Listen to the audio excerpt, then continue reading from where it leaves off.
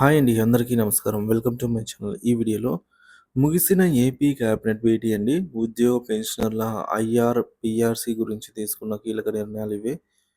పూర్తి సమాచారాన్ని వీడియోలో తెలుసుకుందాం. వీడియోని ఎక్కడే కానీ స్కిప్ చేయకుండా ఎండ్ వరకు చూడండి. అప్పుడే ఇన్ఫర్మేషన్ పూర్తిగా అర్థమవుతుంది.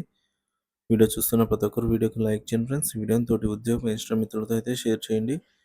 కొత్తగా మన ఛానల్ చూస్తున్నవారు ఇంకా సబ్స్క్రైబ్ చేసుకోకుంటే వెంటనే మన ఛానల్ అయితే సబ్స్క్రైబ్ చేసుకోండి. దీని ద్వారా నేను చేసే లేటెస్ట్ వీడియోస్ అన్నీ మీ వరకు రీచ్ అవుతాయి. ఇక ఆలస్యం చేయకుండా వివరాల్లోకి అయితే వెళ్ళిపోదాము. ముగిసిన ఏపీ క్యాబినెట్ భేటీ ఉద్యోగులకు నిరాశ కొనసాగుతుంది. తాజాగా ముగిసిన ఆంధ్రప్రదేశ్ క్యాబినెట్ భేటీ సమావేశంలో ఉద్యోగుల పీఆర్సీ మరియు ఐఆర్ అంశాలపై ఎటువంటి ప్రకటన కూడా వెలువడలేదు. గతంలో ప్రతి క్యాబినెట్ భేటీలో ఈ అంశాలపై ఉద్యోగులు పెద్ద ఆశ పెట్టుకుని ఉంటూనే ఉన్నారు. కానీ తాజాగా జరిగిన అట్లీస్ట్ ఈ సమావేశంలో అయినా ఉద్యోగులకు శుభవార్త ఉంటుందేమో అని ఆశిస్తే నిరాశ మిగిలింది. ఉద్యోగుల నిరాశ 2024లో ఇప్పటి వరకు ఎటువంటి పీఆర్సీ కానీ, ఐఆర్ కానీ ప్రకటన వెలువడకపోవడం ఉద్యోగులను తీవ్ర అసంతృప్తికి గురిచేసింది. డిసెంబర్ నెల చివరి రోజుల్లో పండుగల సందర్భంగా అయినా ఏదైనా శుభవార్త వెలువడుతుందేమనే ఆశలు కూడా ఇప్పుడు దాదాపుగా కొట్టుకుపోయినట్టే కనిపిస్తుంది.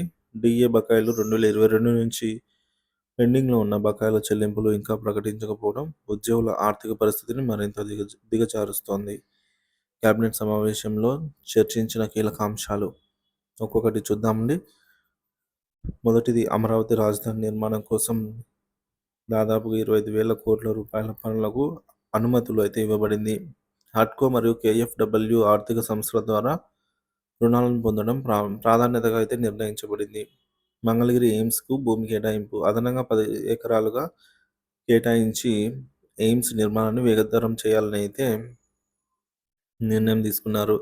మూడోది ఇంటర్ విద్యార్థులకు సదుపాయాలు ఉచిత పాఠ్యపుస్తకాలు, మధ్యాహ్న భోజనానికి నిధుల విడుదలపై అయితే చర్చలు కొనసాగాయి.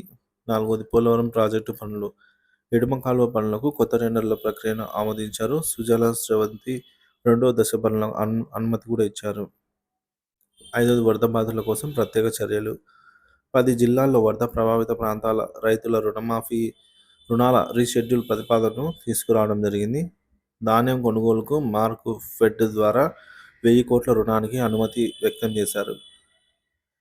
ఉద్యోగుల పెండింగ్ బకాయిల అంశం పట్ల నిర్లక్ష్యం పీఆర్సీ, ఐఆర్ వంటి ప్రధాన ఉద్యోగ సమస్యలపై ఎటువంటి నిర్ణయం లేకపోవడం ఉద్యోగ సంఘాల ఆందోళనకు దారితీస్తుంది.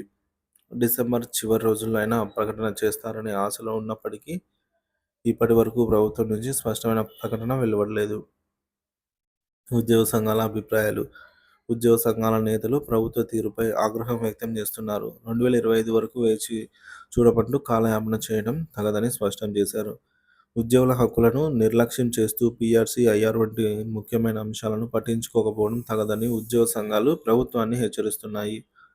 పండుగల శుభవార్తపై ప్రశ్నార్థకం ఇప్పుడు క్రిస్మస్ మరియు సంక్రాంతి పండుగల సందర్భంగా ఉద్యోగులకు బకాయిలు లేదా కొత్త ఐఆర్ ప్రకటన వస్తుందనే ఆశలు విరిగిపోయేలా కనిపిస్తున్నాయి.